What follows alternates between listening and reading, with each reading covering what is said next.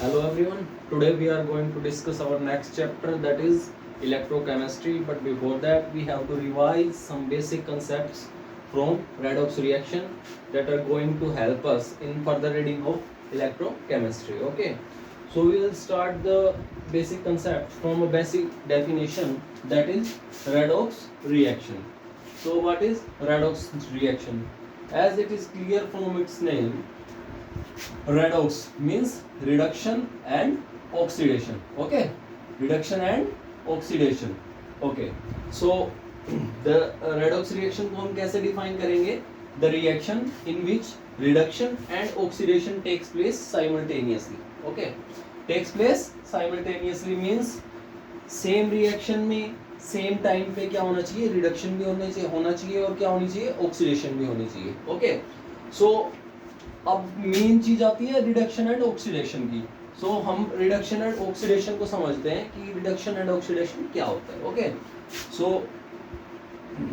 What is oxidation and what is reduction. Okay, so मैं reduction and oxidation को 4 points में explain करूंगा, है ना. तो 4 पॉइंट्स के थ्रू हम बताएंगे what is reduction and what is oxidation. चारों के चारों point he reduction and oxidation को इंडिविजुअली अपने आप में एक्सप्लेन करते हैं. ओके, मींस हम रिडक्शन एंड ऑक्सीडेशन को 4 वेज से डिस्क्राइब कर सकते हैं. सो फर्स्ट डेफिनेशन ऑक्सीडेशन की क्या होगी कि किसी कौन सी रिएक्शन को हम ऑक्सीडेशन बोल सकते हैं, in which addition of oxygen takes place. Okay, अगर किसी कंपाउंड में ऑक्सीजन का एडिशन होता है तो उसको हम क्या बोलते हैं बेटा, ऑक्सीडेशन. ओके, और रिडक्शन जस्ट अपोजिट होता है किसका, ऑक्सीडेशन का. सो रिडक्शन के केस में हम क्या बोलेंगे बेटा, रिमूवल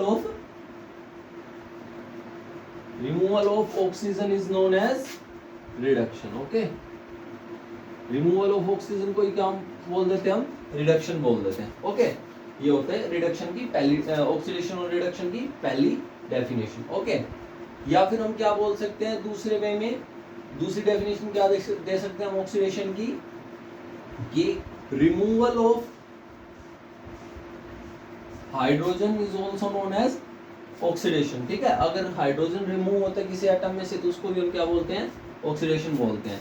सिमिलरली रिडक्शन के केस में क्या बोल देते हैं हम, इसका just opposite means addition of hydrogen is also known as reduction. Okay, so हम इसको वन बाय वन एग्जांपल से समझते हैं. तो इसका एक एग्जांपल लेते हैं. सपोज करो Fe है आयरन और मैं ऑक्सीजन इसमें ऐड करता हूं तो हमें क्या मिलता है, फेरस ऑक्साइड. ओके, तो ये जो हमें फेरस ऑक्साइड मिला है, इट मींस ये कौन सी रिएक्शन हुई है बेटा, ऑक्सीडेशन रिएक्शन हुई है. कौन सी रिएक्शन हुई है, ये ऑक्सीडेशन रिएक्शन हुई है. क्यों, क्योंकि इसमें क्या हुआ है, आयरन में ऑक्सीजन का एडिशन हुआ है. ठीक है, तो सिमिलरली इसका एग्जांपल दें अगर हम किसका, रिडक्शन का, तो क्या कह सकते हैं बेटा हम, सपोज करो अगर मैं मान लो रिडक्शन कराने में को या तो क्या कराना है, एडिशन रिमूवल ऑफ ऑक्सीजन कराना है, या फिर मेरे को क्या कराना है, एडिशन ऑफ हाइड्रोजन कराना है. तो मैं क्या करूंगा, इथेनोइक एसिड दूंगा और इथेनोइक एसिड को मैं कन्वर्ट कर रहा हूँ इथेनॉल के अंदर. किसके अंदर कन्वर्ट कर रहा हूँ मैं, इथेनॉल के अंदर.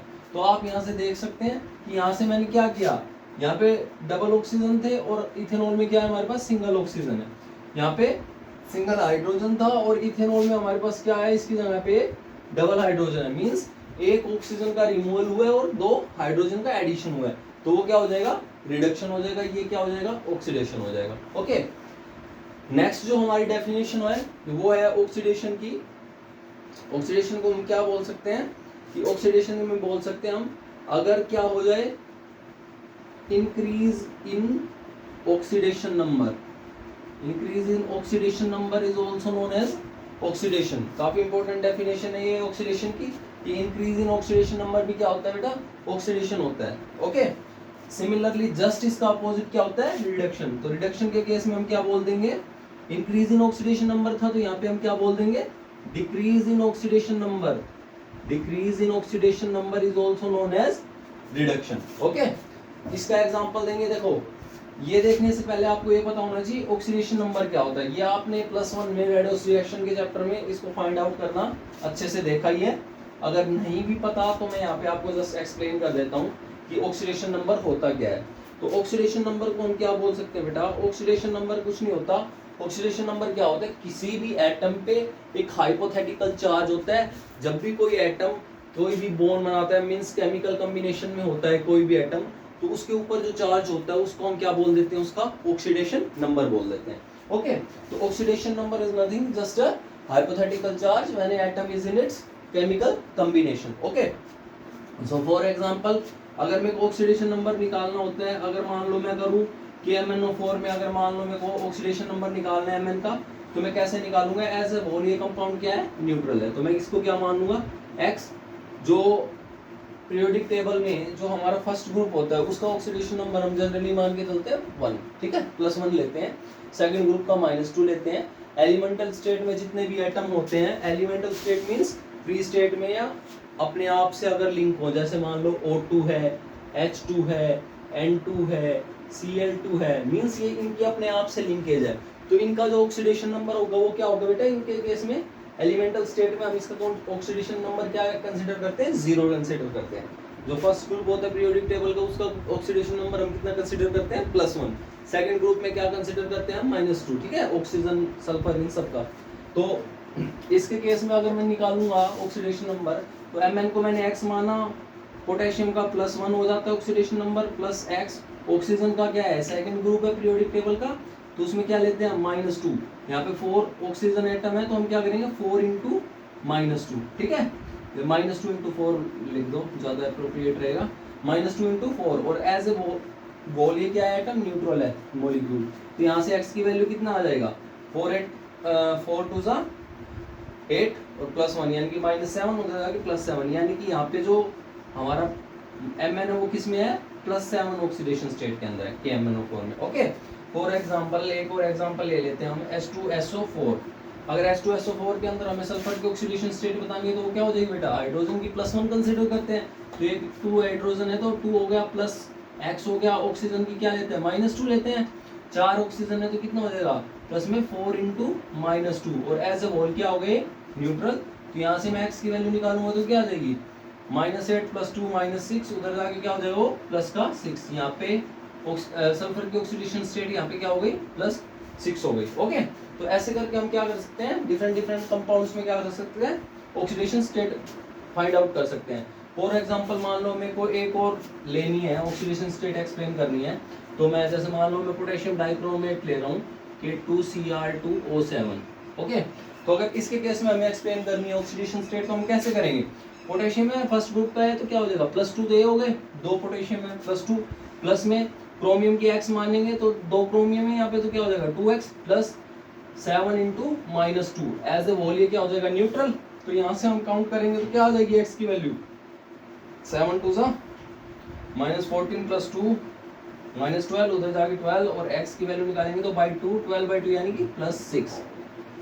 तो यहाँ पे x की वैल्यू क्या आ जाएगी, +6 आ जाएगी। मींस क्रोमियम की यहाँ पे ऑक्सीडेशन स्टेट क्या हो जाएगी, पोटेशियम डाइक्रोमेट में +6। ओके, हाँ ये बात आपको जरूर ध्यान रखनी है कि जब हम ऑक्सीडेशन स्टेट बताते हैं तो एक इंडिविजुअल एटम की बताते हैं।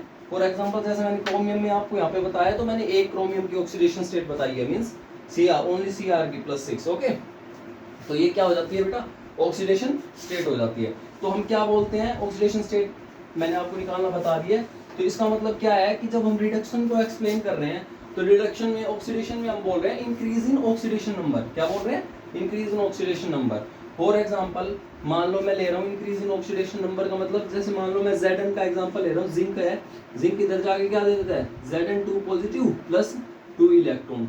मींस क्या है, ये एलिमेंटल स्टेट में है, यहाँ पे इसकी ऑक्सीडेशन स्टेट 0 है, यहाँ पे क्या है +2, इसका मतलब यहाँ पे इसका क्या हुआ है बेटा, ऑक्सीडेशन हुआ है। ठीक है, सिमिलरली इसको क्या बोलेंगे,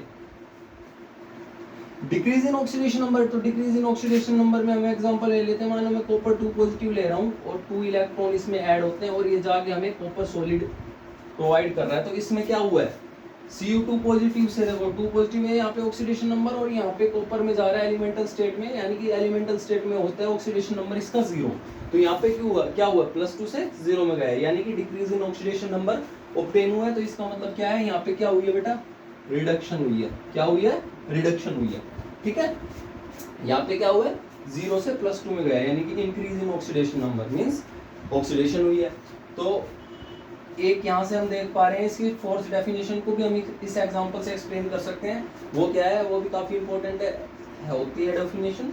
उसमें क्या बताया गया कि क्या है, जैसे इसमें क्या हुआ है, जब 0 से +2 ऑक्सीडेशन स्टेट में गया तो क्या हुआ है, लॉस ऑफ इलेक्ट्रॉन हुआ है। यानी कि ऑक्सीडेशन क्या होता है, ऑक्सीडेशन में क्या होता है, loss of electrons. Loss of electrons is known as oxidation. और इसमें क्या हो जाएगा, जस्ट इसका opposite means gain of electrons is known as oxidation ना रिडक्शन। ओके, इसमें क्या हुआ है, गेन हुए इलेक्ट्रॉन्स, इसमें क्या हुआ है, लॉस हुए इलेक्ट्रॉन्स। तो ये क्या हो जाएगा, ऑक्सीडेशन जिसमें लॉस होता है इलेक्ट्रॉन्स का, रिडक्शन क्या होता है जिसमें gain of electrons takes place. Okay, तो ये था हमारा रिडक्शन और ऑक्सीडेशन, इसकी चारों डेफिनेशन, ये हमें हेल्प करेंगे आगे। तो ये था हमारा ऑक्सीडेशन और रिडक्शन के अंदर डिफरेंस और उनकी कंप्लीट एक्सप्लेनेशन। ओके, अब मैं क्या करता हूँ, एक पूरा रेडॉक्स रिएक्शन का एक कंप्लीट एग्जांपल ले लेता हूँ। ये तो क्या थे, मैंने एग्जांपल दिए आपको रिडक्शन के और ऑक्सीडेशन के, मैंने आपको अलग अलग एग्जांपल देके समझाया। ओके, अब मैं क्या करता हूँ, रिडक्शन और ऑक्सीडेशन को कंबाइन करके, मींस रेडॉक्स रिएक्शन क्या होती है, रिडक्शन प्लस ऑक्सीडेशन। ठीक है, तो मैं क्या करता हूँ, रिडक्शन और ऑक्सीडेशन को एक रिएक्शन में कंबाइन करके रिप्रेजेंट करता हूँ। और उसके केस में मैं एग्जांपल ये ले लेता हूँ। फॉर एग्जांपल, अगर मैं जिंक को डाल रहा हूँ, ठीक है, मैं डाल रहा हूँ जिंक को किसमें, जिंक सॉलिड को किसमें, कॉपर सल्फेट के एक्वस सॉल्यूशन में। किसमें डाल रहा हूँ, कॉपर सल्फेट के एक्वस सॉल्यूशन में। और यहाँ से मेरे को मिल रहा है ZnSO4 plus copper solid. Okay जी, तो यहाँ से देख रहे हैं हम, क्या देख रहे हैं, यहाँ पे जिंक एलिमेंटल स्टेट में मींस ऑक्सीडेशन नंबर 0। कॉपर की ऑक्सीडेशन स्टेट यहाँ पे क्या है, सल्फर सल्फेट आयन पे -2 चार्ज होता है। तो इस पे क्या हो जाएगा, कॉपर पे, इसको न्यूट्रल रखने के लिए इस पे +2 होगा, है ना। जो चार्ज होता है वही क्या होता है, हाइपोथेटिकल चार्ज, वही ऑक्सीडेशन स्टेट होती है। यहाँ पे भी सिमिलरली क्या हो जाएगा, Zn किस में होगा, +2 में, सल्फेट पे -2, कॉपर के एलिमेंटल फॉर्म में तो 0 होगा इस पे। ठीक है, तो इसका मतलब क्या हुआ कि जिंक जो है वो किस में जा रहा है, 0 से +2 में, means increase in oxidation number. Oxidation number क्या कर रहा है, इंक्रीज कर रहा है। तो इसका मतलब अगर इंक्रीज करता है ऑक्सीडेशन नंबर तो उसको क्या बोलते हैं, ऑक्सीडेशन। ओके, और कॉपर है तो Cu से किस में जा रहा है, +2 से 0 में। इसका मतलब यहाँ पे क्या हुआ है, यहाँ ऑक्सीडेशन हुआ है, यहाँ क्या हो गया, रिडक्शन हुआ है। क्यों हुआ रिडक्शन, क्योंकि जो हमारा ऑक्सीडेशन नंबर है वो क्या किया, डिक्रीज किया, +2 से 0 में गया। ठीक है, तो डिक्रीज इन ऑक्सीडेशन नंबर क्या होता है बेटा, डिक्रीज इन ऑक्सीडेशन नंबर क्या होता है, रिडक्शन। ठीक है, तो ये हो गया हमारी रेडॉक्स रिएक्शन का एक कंप्लीट एग्जांपल। ठीक है जी, तो ये थी हमारी रेडॉक्स रिएक्शन। ठीक है, इसके बाद अगर मान लो और हम एग्जांपल ले सकते हैं ऑक्सीडेशन, ऑक्सीडाइजिंग एजेंट के। ऑक्सीडाइजिंग एजेंट क्या होता है बेटा, ऑक्सीडाइजिंग एजेंट होता है बेटा जो ऑक्सीडेशन में हेल्प करता है। क्या होता है ऑक्सीडाइजिंग एजेंट, जो ऑक्सीडेशन में हेल्प करता है। अब ऑक्सीडाइजिंग एजेंट है मींस ऑक्सीडेशन कराएगा। अब अगर किसी और की ऑक्सीडेशन करा रहा है तो इसको खुद की क्या करानी पड़ेगी, रिडक्शन करानी पड़ेगी। अब किसी और की ऑक्सीडेशन कब होगी, जब उसका क्या होगा, लॉस ऑफ इलेक्ट्रॉन होगा। उसमें क्या होगा, लॉस ऑफ इलेक्ट्रॉन होगा, तभी तो ऑक्सीडेशन होगी। अब उसमें अगर लॉस ऑफ इलेक्ट्रॉन होगा तो इसका मतलब क्या है, वो इलेक्ट्रॉन ये क्या करेगा, गेन करेगा। इसको क्या बोल सकते हैं बेटा, ऑक्सीडाइजिंग एजेंट को क्या बोल सकते हैं, इलेक्ट्रॉन एक्सेप्टर भी बोल सकते हैं, इलेक्ट्रॉन एक्सेप्टर्स भी बोला जाते हैं। ठीक है, क्यों, क्योंकि किसी और की ऑक्सीडेशन करा रहे हैं तो इनकी खुद की रिडक्शन होगी। रिडक्शन होगी मतलब इनको इलेक्ट्रॉन एक्सेप्ट करने पड़ेंगे। तो इसके कौन कौन से फेमस एग्जांपल हैं, जैसे पोटेशियम परमैंगनेट हो गया, KMnO4 जिसमें मैंने आपको ऑक्सीडेशन स्टेट निकालनी बताई थी, K2Cr2O7 हो गया, पोटेशियम डाइक्रोमेट हो गया। ठीक है, और हमारे क्या हो गया, हाइड्रोजन परऑक्साइड हो गया, ये भी हमारे क्या है, फेमस है किसके लिए, ऑक्सीडाइजिंग के लिए। और हमारे पास क्या हो गया, H2SO4 सल्फ्यूरिक एसिड हो गया, ये भी किसके लिए फेमस है, ऑक्सीडेशन के लिए। सिमिलरली अगर हम कोई पूछे रिड्यूसिंग एजेंट क्या होता है, तो रिड्यूसिंग एजेंट को भी एक्सप्लेन करना आना चाहिए। रिड्यूसिंग एजेंट क्या होता है, वो भी जस्ट इसका रिवर्स होता है, मींस अब क्या कराएगा, वो रिडक्शन कराएगा। ऑक्सीडाइजिंग एजेंट ने ऑक्सीडेशन कराई थी, रिड्यूसिंग एजेंट क्या कराएगा, रिडक्शन कराएगा। अगर अब इसको रिडक्शन करानी है तो इसको खुद का क्या कराना पड़ेगा, ऑक्सीडेशन, मींस खुद को क्या करने पड़ेंगे, इलेक्ट्रॉन लॉस करने पड़ेंगे। तो ये क्या हो जाएगा, इलेक्ट्रॉन डोनेट करेगा। ठीक है, तो इसको हम क्या बोल सकते हैं, इलेक्ट्रॉन डोनर बोल सकते हैं। किसको, रिड्यूसिंग एजेंट को। ठीक है, तो ये इलेक्ट्रॉन रिलीज करेगा तभी तो कोई गेन करेगा, और तभी तो उसकी रिडक्शन होगी, तभी तो ये रिड्यूसिंग एजेंट कहलाएगा। ओके, तो वो होता है रिड्यूसिंग एजेंट। हमारे पास कई फेमस एग्जांपल्स हैं रिड्यूसिंग एजेंट्स के, जैसे एक है लिथियम एल्युमिनियम हाइड्राइड, काफी फेमस एग्जांपल है। सोडियम बोरोहाइड्राइड काफी फेमस एग्जांपल है, ठीक है। सल्फर डाइऑक्साइड ले लो, ठीक है। ये सब किसके एग्जांपल है बेटा? रिड्यूसिंग एजेंट के फेमस एग्जांपल्स हैं, ठीक है। तो ये होती हैं इनकी रिड्यूसिंग एजेंट और ऑक्सीडाइजिंग एजेंट की डेफिनेशन, ठीक है। अब देखो जनरली हम बताएं किसको कहें ऑक्सीडाइजिंग एजेंट, किसको कहें रिड्यूसिंग एजेंट, ठीक है। तो ये इसमें ये है कि इनकी प्रॉपर्टीज होती हैं कि कोई भी एलिमेंट होता है वो अपनी लोवेस्ट पॉसिबल ऑक्सीडेशन स्टेट में होता है, तो वो जनरली किसका काम करता है बेटा? वो अगर लोवेस्ट पॉसिबल स्टेट में है कोई भी कंपाउंड, तो वो क्या किसका काम करेगा बेटा? ऑक्सीडाइजिंग एजेंट का काम करेगा, ठीक है। अगर वो इंटरमीडिएट स्टेट में अगर किसी को ऑक्सीडेशन स्टेट इंटरमीडिएट स्टेट में है तो वो reducing as well as oxidising agent का काम करता है। और ऐसे ही अगर कोई हाईली इलेक्ट्रोनेगेटिव एटम है और अगर वो अपनी पॉसिबल हाईएस्ट ऑक्सीडेशन स्टेट के अंदर है तो वो क्या करेगा? रिड्यूसिंग एजेंट का काम करता है ना, वो हाईली रिड्यूसेबल हो जाता है, ठीक है। तो ये होती है ऑक्सीडाइजिंग और रिड्यूसिंग एजेंट, ओके। इसके बाद अगर हम आए तो इसके बाद आते हैं हम बेटा इलेक्ट्रोकेमिकल सेल के ऊपर, ठीक है। अब इलेक्ट्रोकेमिस्ट्री स्टार्ट करने जा रहा हूँ मैं, ये बेसिक डेफिनेशन थी जो मैंने आपको बताई है। अब हम चलते हैं किसके ऊपर? इलेक्ट्रोकेमिकल सेल के ऊपर। तो व्हाट इज इलेक्ट्रोकेमिकल सेल? तो उसका मैं आपको एक डेमोन्स्ट्रेशन देता हूँ इलेक्ट्रोकेमिकल सेल का, ठीक है जी। इलेक्ट्रोकेमिकल सेल, अब इलेक्ट्रोकेमिकल सेल क्या होता है वो देखते हैं हम। तो सपोज करो बेटा, मान लो एक बीकर है और उस बीकर के अंदर क्या है? कॉपर सल्फेट का एक्वस सॉल्यूशन है। क्या है जी? कॉपर सल्फेट का एक्वस सॉल्यूशन है, ठीक है जी। अब कॉपर सल्फेट के एक्वस सॉल्यूशन में हम क्या करते हैं? एक जिंक रोड पुटअप करते हैं। क्या करते हैं? जिंक रोड डालते हैं हम, ठीक है। तो क्या होता है, जैसे ही मैं जिंक रोड डालता हूँ कॉपर सल्फेट के अंदर, तो मैं ऑब्जर्व करता हूँ कि जो सॉल्यूशन होता है ये क्या हो जाता है? गर्म हो जाता है, ठीक है। तो इसका मतलब क्या हुआ है? इसका मतलब ये हुआ कि यहाँ पे रेडॉक्स रिएक्शन हुई है, जिसका मैंने आपको एग्जांपल दिया था अभी रेडॉक्स रिएक्शन का। वही एग्जांपल वही रिएक्शन यहाँ पे प्रोसीड होती है और उससे क्या होता है? केमिकल चेंजेस में क्या होता है? केमिकल चेंज होने से क्या होती है? एनर्जी प्रोड्यूस होती है। और वो जो एनर्जी निकलती है ना हमारी, जो एनर्जी जो इसको हीट करती है, उस एनर्जी का हम यूज करके क्या कर देते हैं? उस एनर्जी को हम किस में कन्वर्ट कर देते हैं बेटा? इलेक्ट्रिकल एनर्जी में कन्वर्ट कर देते हैं। किस में कन्वर्ट कर देते हैं? इलेक्ट्रिकल एनर्जी में, ठीक है। तो वो किसको? तो वो जो थर्मल एनर्जी, जो रेडॉक्स रिएक्शन से जो यहाँ पे थर्मल एनर्जी प्रोड्यूस हुई है, उसको हमने किस में कन्वर्ट कर दिया बेटा? इलेक्ट्रिकल एनर्जी में, ओके।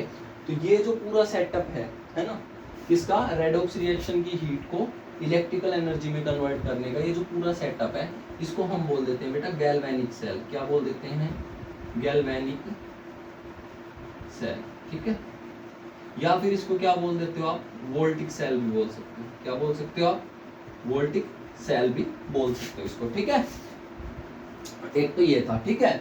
ये कैसी रिएक्शन थी बेटा? ये पूरी रिएक्शन थी स्पॉन्टेनियस। जैसे ही मैंने जिंक रोड को डाला था कॉपर सल्फेट के सॉल्यूशन के अंदर, तो क्या हुआ था? वो रिएक्शन अपने आप प्रोसीड हो गई थी और जो वो हीट थी उसको हमने क्या किया था? इलेक्ट्रिकल एनर्जी में कन्वर्ट कर दिया था। रेडॉक्स से क्या बन गई थी? इलेक्ट्रिकल एनर्जी, ठीक है। ये स्पॉन्टेनियस रिएक्शन थी बेटा, ठीक है, अपने आप हुई है। अब क्या होता है, एक बार ये देखा गया कि मान लो सपोज करो मेरे पास वाटर है और इसमें मैं क्या ऐड कर देता हूँ? NaCl ऐड कर देता हूँ। तो जैसे ही मैं इसमें NaCl ऐड करता हूँ तो वो किस में डिसोशिएट हो जाता है बेटा? Na पॉजिटिव के अंदर और Cl नेगेटिव के अंदर। अब इसकी ये कंडीशन है, ठीक है, Na पॉजिटिव है और Cl नेगेटिव है, वो रेस्ट स्टेट में। अब क्या करता हूँ? कोई रिएक्शन नहीं हो रही है, ठीक है। अब मैं क्या करता हूँ? इसके अंदर क्या करता हूँ? इलेक्ट्रिसिटी पास कर देता हूँ। क्या पास कर देता हूँ बेटा? इसके अंदर इलेक्ट्रिसिटी पास कर देता हूँ। किसके अंदर? इस सॉल्यूशन के अंदर। तो जैसे ही मैं इलेक्ट्रिसिटी पास करता हूँ तो यहाँ पे एक रिएक्शन होती है। क्या होती है? जो Cl नेगेटिव है ना बेटा, जैसे मैं इलेक्ट्रिसिटी पास करूँगा ये आयन से ही अपने रेस्पेक्टिव इलेक्ट्रोड की तरफ मूव करेंगे। तो ये जो Cl नेगेटिव आयन है बेटा, ये क्या करता है? Cl बनाता है, साथ में एक इलेक्ट्रॉन दे देता है, ठीक है। मीन्स इसका क्या हो जाता है बेटा? लॉस ऑफ इलेक्ट्रॉन है। Loss of electron means oxidation. इसका क्या हो जाता है? यहाँ पे Cl नेगेटिव का ऑक्सीडेशन हो जाता है, ठीक है, जैसे मैं इलेक्ट्रिसिटी पास करता हूँ। और सिमिलरली एक Na पॉजिटिव क्या करता है बेटा? Na पॉजिटिव ये जो क्लोरीन ने इलेक्ट्रॉन दिया है इसको गेन करके क्या बना देता है बेटा? Na बना देता है। यानी कि यहाँ पे क्या हुआ है? गेन ऑफ इलेक्ट्रॉन हुआ है, इसको तो क्या बोलते हैं हम, गेन ऑफ इलेक्ट्रॉन्स को क्या बोलते हैं हम, रिडक्शन, ठीक है। तो यहाँ पे क्या हुआ, रिडक्शन हुआ, ठीक है।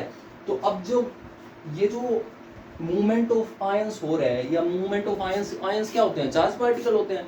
तो this movement of charge particle results in the flow of current, means क्या होता है, फ्लो ऑफ चार्जेस क्या होता है, करंट होता है हमारे पास। तो ये जो करंट होता है ना बेटा, जिससे क्या होता है मूवमेंट, इन मूवमेंट से जो करंट बनता है ना, जिनसे क्या होता है, कंडक्शन होता है। उसी कंडक्शन को हम क्या बोल देते हैं बेटा, इलेक्ट्रोलाइटिक कंडक्शन। क्या बोल देते हैं इसको, इलेक्ट्रोलाइटिक कंडक्शन। इस कंडक्शन को क्या बोल देते हैं हम, इलेक्ट्रोलाइटिक कंडक्शन, ठीक है। और ये जो पूरा फिनोमिना होता है ना, उसको क्या बोल देते हैं हम बेटा, इलेक्ट्रोलिसिस। क्या बोल देते हैं, इलेक्ट्रोलिसिस।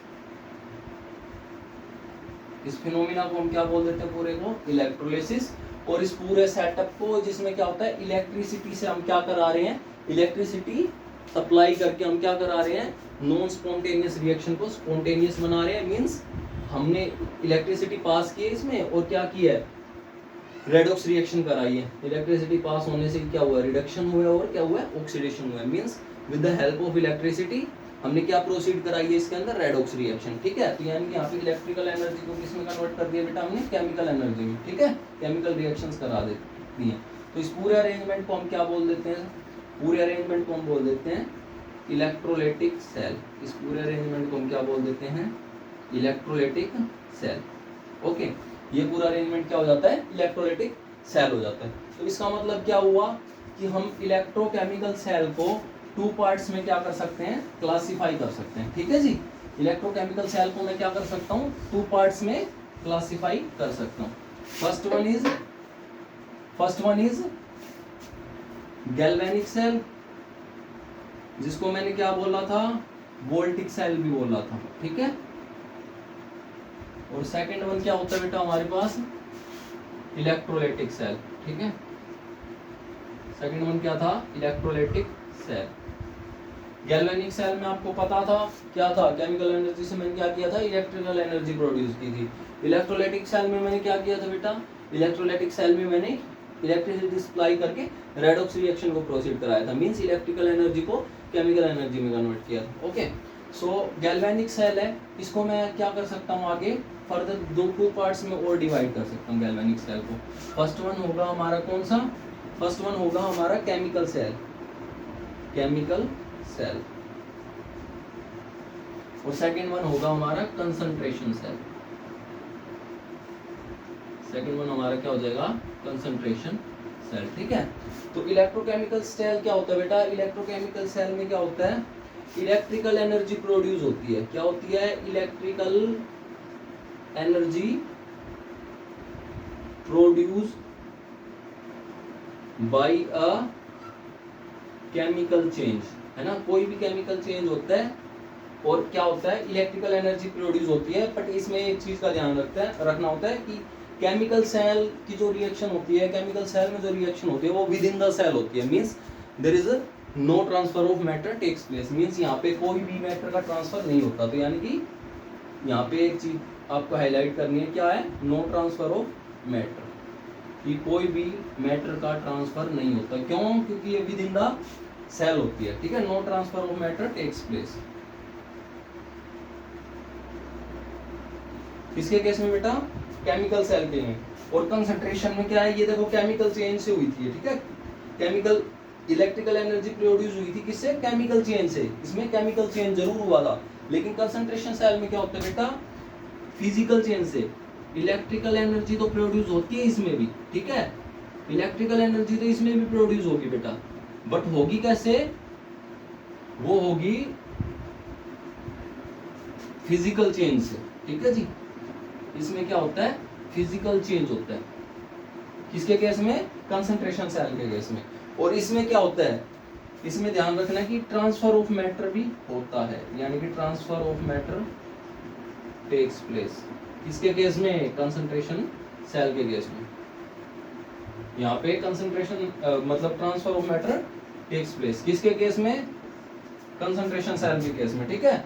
और इसके केस में क्या हो जाता है, गैल्वेनिक सेल की, जब केमिकल सेल की बात करते हैं तो उसमें क्या होता है, ना तो मैटर ट्रांसफर होता है, केमिकल चेंज के थ्रू होता है, और क्या होती है, इलेक्ट्रिकल एनर्जी प्रोड्यूस होती है। यहाँ पे भी इलेक्ट्रिकल एनर्जी प्रोड्यूस होती है, लेकिन किसके लिए वजह से होती है, फिजिकल चेंज की वजह से। Transfer of matter takes place किसके केस में, कंसंट्रेशन सेल के केस में, बट गैल्वेनिक सेल के केस में क्या होता है, transfer of matter doesn't take place. ठीक है, तो ये सब था हमारा इसके बारे में। अब आगे हम क्या करेंगे, नेक्स्ट वीडियो में हम क्या करेंगे, इलेक्ट्रोलाइटिक सेल जो होता है उसके क्वांटिटेटिव एस्पेक्ट्स को पढ़ेंगे। साथ में हम क्या करेंगे, फैराडेज लॉ को एक्सप्लेन करेंगे, जो डिफरेंट फैराडेज लॉ है उनको करेंगे।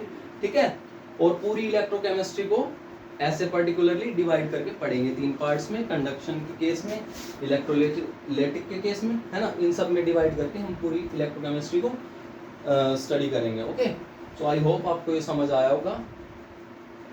तो इसको अच्छे से पढ़िएगा, रिवाइज करिएगा। Till then stay safe, stay healthy, thank you.